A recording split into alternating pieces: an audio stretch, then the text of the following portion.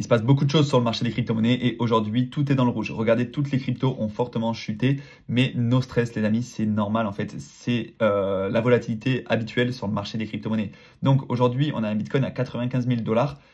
Pas de souci, c'est normal qu'il range un petit peu en fait. Quand on regarde sur le mois, c'est normal qu'on ait une résistance au niveau des 5 000 $. Les 5 000 $, c'est un prix psychologique extrêmement important qu'on attend depuis des années et des années.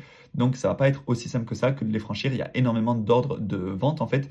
Il y a beaucoup de personnes qui ont réalisé des énormes profits et qui se disent ok, je vends, donc je prends mes profits et forcément il y a une pression vendeuse assez importante. Mais globalement, toutes les bonnes nouvelles sont présentes et je pense qu'on pourra aller quand même bien plus haut. Et forcément, quand le Bitcoin chute, ben, le reste des altcoins suit également parce que ça reste le métronome et ça reste le plus capitalisé du marché et ça reste surtout une dominance importante. En fait, on est à 58% de dominance. Ça veut dire sur l'ensemble de la capitalisation de 3000 milliards, on en a 1800 qui sont représentés par les bitcoins. Voilà.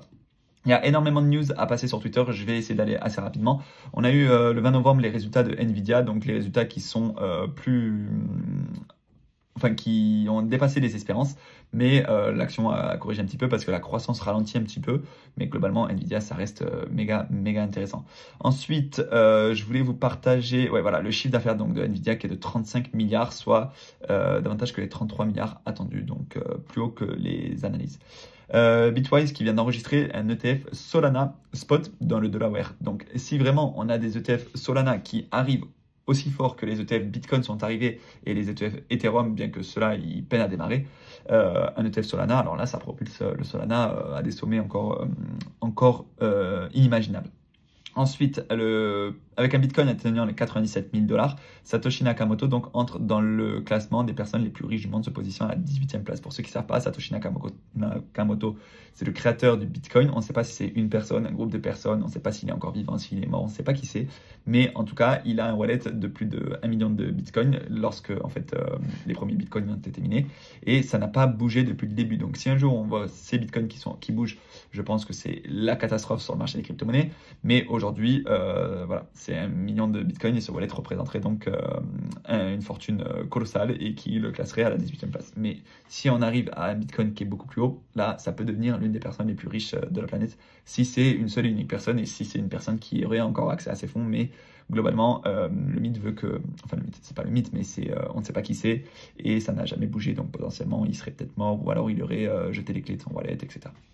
Ensuite, l'utilisation d'énergie durable dans le mining de Bitcoin atteint un nouveau record. Donc 56% des Bitcoins qui sont minés à partir d'énergie durable. Et en plus de ça, Elon Musk avait dit que lorsqu'il réaccepterait le Bitcoin pour les achats de Tesla, lorsque ce chiffre dépasserait les 50%. Donc potentiellement, on peut avoir une annonce de Tesla qui dit on accepte le Bitcoin pour acheter les voitures. Et là, globalement, c'est encore une news extrêmement bullish. La réserve stratégique de Bitcoin, si les États-Unis font une réserve stratégique de Bitcoin, c'est colossal. On ne se rend pas compte, mais c'est absolument exceptionnel. Et en plus de ça, c'est pas uniquement les États-Unis qui feraient ça, parce que forcément, il y a beaucoup de pays qui suivraient derrière parce qu'ils ne voudraient pas être les derniers à posséder du Bitcoin. Donc je pense que ça peut déclencher quelque chose de méga intéressant et de méga bullish. Et si on a les États qui commencent à investir sur le Bitcoin, là, croyez-moi, on n'est pas près de ce qui peut arriver. Ensuite, Gary Gensler, allez, ça y est, il s'en va, il va quitter son poste le 20 janvier. Et du coup, forcément, on a le prix du XRP qui progresse de 24% suite à l'annonce de sa démission. Parce que il freine globalement le développement des crypto-monnaies depuis des années et des années. Et XRP, ça a été en procès avec la SEC pendant très longtemps. Alors là, je crois que c'est globalement fini. Mais le fait que potentiellement, sous le mandat de Trump, on aura un chairman de la SEC qui sera beaucoup plus pro-crypto, ça devrait être bénéfique à de nombreuses crypto-monnaies, notamment le XRP. XRP que j'avoue, moi j'ai un petit peu boudé depuis le précédent bullrun parce que ça a été un peu un stablecoin. Regardez, si on regarde entre les bullruns, c'est globalement assez stable. Mais bon, c'est comme la plupart des altcoins qui en bear market disparaissent un petit peu. Voilà. Ensuite, on va aller voir quelques news. Donc, c'est Cynthia Loomis qui présente un plan de réserve stratégique de Bitcoin et qui prévoit donc d'acheter 200 000 Bitcoins par an pendant 5 ans, donc 1 million de Bitcoins au total, sans d'avoir pour projet de les vendre. Donc ça, si les États-Unis font ça c'est une parlementaire, je crois, c'est extrêmement bullish, comme je viens de le dire. Et FTX qui va commencer le remboursement de ses créanciers au plus tard en mars 2025. Et donc, comme je l'ai dit tout à l'heure, des émetteurs d'ETF Solana progressent selon Fox News Business. Donc, tout ça, c'est que des news bullish. Vous voyez que tout toutes les news, en fait, tous les indicateurs sont en vert. Et pourtant, oui, on a un marché qui corrige un petit peu aujourd'hui, mais no stress. J'ai vu beaucoup de personnes paniquer aujourd'hui. Qu'est-ce qui se passe sur Bitcoin? Qu'est-ce qui se passe sur XRP? Qu'est-ce qui se passe sur Dogecoin? C'est normal, c'est la volatilité du marché. C'est un marché qui est encore jeune et qui est encore peu capitalisé si on enlève quand même la capitalisation du Bitcoin qui commence à devenir vraiment très intéressante. Ensuite, le marché de l'IA, lui, quant à lui, sa capitalisation, elle pourrait être multipliée par 4. La taille du marché pourrait être multipliée par 4 d'ici 2028. Donc on ne se rend pas compte, mais je pense vraiment que l'IA va bouleverser notre monde, va bouleverser notre quotidien. Et en termes d'investissement, vous voyez que Nvidia, ça a été extrêmement intéressant. Après, les projets IA, c'est peut-être un peu différent, mais il y a des projets qui sont quand même intéressants si on fait ses recherches. Donc tu as Orbit Tensor qui a forcément eu des performances très intéressantes. Le fait aussi, c'est une fusion entre 3 projets. Near Protocol aussi, j'ai vu une vidéo de Victor Crypto récemment qui est méga intéressante dessus. Donc l'intelligence artificielle, méga bullish dessus et ça va vraiment bouleverser notre quotidien et tout notre travail. Ensuite, ouais, on va parler de bourse. Vous voyez que Booking, là, c'est donc un compte Twitter qui nous partage qu'il n'y a pas besoin de chercher la nouvelle pépite, la nouvelle crypto qui va faire des performances extraordinaires et la nouvelle action qui va être ultra intéressante pour le futur. Vous voyez que Booking, c'est une valorisation correcte, des fondamentaux solides. Vous connaissez tous Booking pour réserver des hôtels, des apparts et plus largement des vols, etc. Et ben voilà, depuis le début de l'année, on prend 50%. Et sur le marché action, c'est quand même très très intéressant parce que les actions sont fortement capitalisées. Et un 50% sur une action, c'est très bien, une très bonne performance, sachant que la moyenne du S&P 500, en moyenne, c'est entre 8 et 10% par an depuis des années. Donc là, un 50% sur l'année, c'est ouf. Par contre, sur le marché de crypto, ça peut arriver très vite, comme ça peut perdre aussi très vite 50%. Ensuite, 1 milliard de Bitcoin, non, 1 milliard de dollars se sont ajoutés aux ETF Bitcoin Spot depuis hier, dont 600 millions pour Libit. On va aller faire un tour sur le site voilà, sur ce site, on peut voir les inflows qu'il y a sur les ETF. Et on voit effectivement que le 21 novembre, on a 1 milliard qui sont rentrés sur le marché. Et c'est donc, comme on voit ici, 600 millions pour l'ETF de BlackRock. Le 22 novembre, on a eu 400 millions, mais globalement, on a quand même beaucoup d'argent qui rentre via les ETF. Attention, c'est pas la même chose via les ETF Ether. Vous voyez que sur les ETF Ether, mais là, ce jour où on a eu 1 milliard sur le Bitcoin, ben là, on a eu moins 9 millions sur les ETF Ether. Et le lendemain, on a eu plus 91 millions. Donc, il y a de l'argent qui rentre, mais il y a aussi beaucoup d'argent qui sort. Et on voit que pour l'instant, l'Ether performe pas trop. Mais c'est peut-être une bonne nouvelle que l'Ether ne soit pas encore en explosion. Parce que c'est peut-être lui qui va déclencher vraiment une alt season digne de ce nom. Il y a 2 ans, jour pour jour, un Solana valait 11 $, alors qu'aujourd'hui, il vaut 260 $. Donc, quel sera son prix dans 2 ans? On ne peut pas le savoir, on ne peut pas l'anticiper. Mais il y a quelque chose qui est hyper important, c'est bravo à tous ceux qui ont cru et qui ont racheté ou hold en bear market parce que c'est pas une période facile. Effectivement, quand on voit avec du recul, on se dit « Ah, mais si j'avais su, j'aurais acheté là, mais j'aurais fait all-in sur Solana, c'était trop facile. » Et en fait, non, c'est vraiment pas aussi simple que ça. Quand on voit une crypto chuter, psychologiquement, c'est méga difficile d'investir dessus. Et même quand elle range comme ça, et que la crypto, on l'a connue à 200 $ et qu'aujourd'hui, elle est à 11 $, c'est méga difficile d'investir dessus. Donc, ne dites pas, enfin, toutes les personnes qui vont vous dire, vous avez de la chance, enfin, tu as de la chance d'avoir investi en bear market, etc. Non, vous savez, comme moi, que c'est extrêmement difficile d'investir en bear market. Et pourtant, c'est tous ceux qui hold, tous ceux qui rachètent en bear, tous ceux qui croient sur le long terme, qui finissent par avoir les meilleurs rendements. Ensuite, Polymarket qui n'est plus disponible pour les utilisateurs français.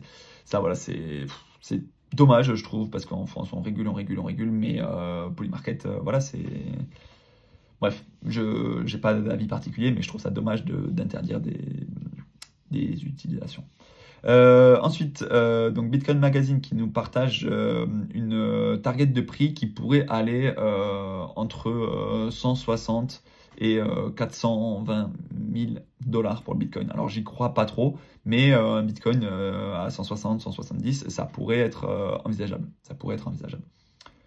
Voilà, ensuite, encore Bitcoin Magazine avec MicroStrategy qui vient de racheter pour 3 milliards de dollars de Bitcoin. Donc, encore une fois, Michael Saylor ultra bullish et lui, vraiment, il continue d'accumuler. Cryptomatrix qui nous partage un indicateur qui regrouperait en fait plusieurs indicateurs de surchauffe de marché.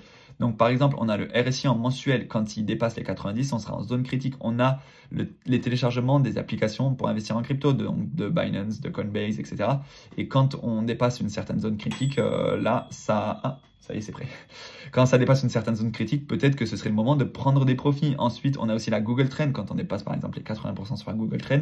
Et quand on a beaucoup d'indicateurs qui sont dans le rouge, ce serait peut-être un moment de prendre des profits. Donc tous ces indicateurs, on va essayer de se les construire ensemble aussi pour pouvoir suivre un petit peu le marché et se dire qu'il y a des moments où il va falloir prendre des profits.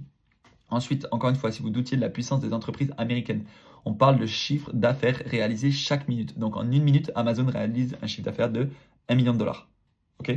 En une minute, Apple réalise un chiffre d'affaires de 700 000 dollars en l'espace d'une minute.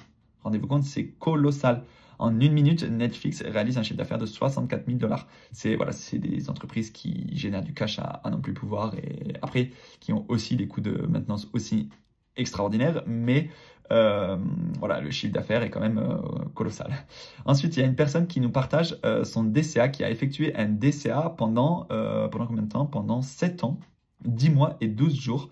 Donc, qui a investi 86 000 dollars parce qu'il investissait 30 dollars par jour sur le Bitcoin. Et aujourd'hui, son portefeuille a une valorisation je vais le trouver tout de suite. Alors, il n'a pas mis ici, ouais, un portefeuille d'une valorisation de plus de 1 million. Voilà, c'est pour ça qu'il partage aujourd'hui parce que, voilà, croire dans le Bitcoin pendant 7 ans, acheter 30 dollars de Bitcoin par jour pendant 7 ans, fait qu'aujourd'hui, tu as investi 86 000 dollars et tu te ressors avec 1 million de plus-value. Et encore, je pense qu'on n'a pas fini d'augmenter. Donc, évidemment, c'est pas évident. Ça a été dur, de la sueur, des larmes et du sang, traverser tous les pièges, FTX, etc., tous les Black Swan, etc. Mais dans l'espoir, ça compte. En fait, le gars a continué de holder, a continué de faire son DCA et aujourd'hui, c'est hyper inspirant parce qu'on voit que ça a été méga rentable, quoi. Donc, est-ce que vous allez faire ça sur les 7 prochaines années? J'en sais rien, mais en tout cas, c'est intéressant. On va finir avec quelques indicateurs. Donc, la Bitcoin dominance qui est toujours sur un 60%. Et quand on aura vraiment une chute de la Bitcoin dominance, comme on le voit ici, alors là, on pourra vraiment parler d'Alcidon. Mais pour l'instant, ça n'est pas le cas. Ensuite, ratio de hold de Bitcoin. Tout simplement, alors c'est un graphique que je vous partage, mais on pourra l'analyser plus en détail si ça vous intéresse. Lorsque l'on est dans une phase de surchauffe, dans une phase rouge, vous voyez qu'on est parfois sur des tops de marché. Ici, hop, top de marché, on descend un peu. Ici, top de marché, on descend un peu sur le cours. Le cours, il est en noir ici. Et alors, c'est pas monté aussi haut dans la précédente phase, mais là, on voit quand même que l'on est sur un... Alors, on n'est pas sur un top de hold, mais on voit quand même qu'on s'approche d'une zone assez critique. Donc, peut-être qu'il va falloir commencer à prendre certains profits. Voilà, le MV/RV ratio, c'est pareil. C'est un indicateur qui vous montre un petit peu. Alors lui, il est très corrélé au prix du Bitcoin, mais vous voyez que généralement, quand il est en surchauffe, on a aussi un cours du Bitcoin qui descend. Et on va finir avec le modèle du stock to flow.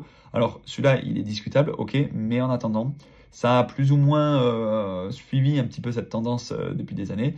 Et en gros, ça veut dire qu'il y a de moins en moins de stock parce que le Bitcoin, en fait, à chaque fois, les mineurs, ils divisent par 2. À chaque halving, la quantité de Bitcoin qui est émise, elle est divisée par 2. Donc, il se fait de plus en plus rare. Et ce qui fait que là, par exemple, on aurait des prédictions avec ce modèle stock to flow.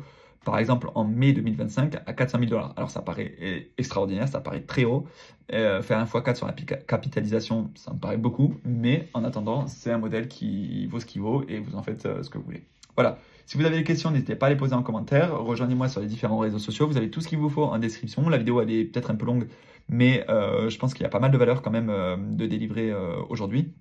Et moi, je vous dis à très bientôt. Laissez un petit like, ça fait toujours plaisir pour le référencement. Et encore une fois, vous avez tous les codes de réduction dans la description de toutes les plateformes que vous voulez. Et moi, je vous dis à très bientôt. Ciao!